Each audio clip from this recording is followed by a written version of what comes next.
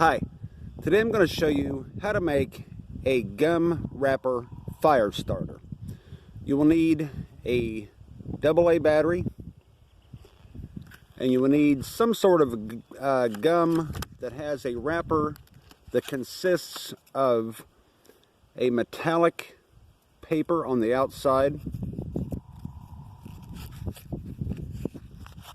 and just regular paper on the inside. Now you're going to need to cut this into 3 or 4 strips, and then those strips you will cut into the shape of an hourglass.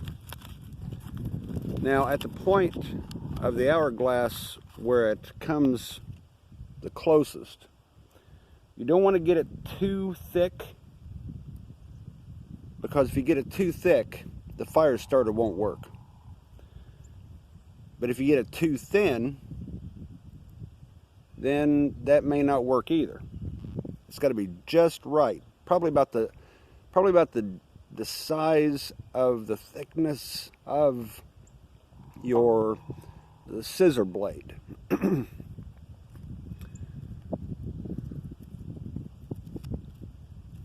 so it should look like this.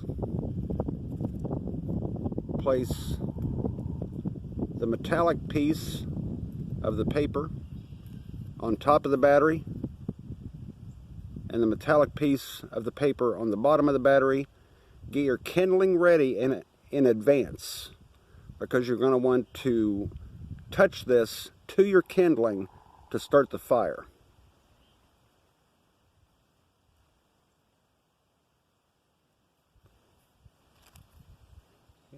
A spark goes through the metallic part of the paper, and as you've seen, starts the smoke. There's a little flame. It burns the paper in two, and if you have kindling ready, you can simply touch that to your kindling and start your fire. Thanks for watching. Don't forget to subscribe, and I'll see you next time.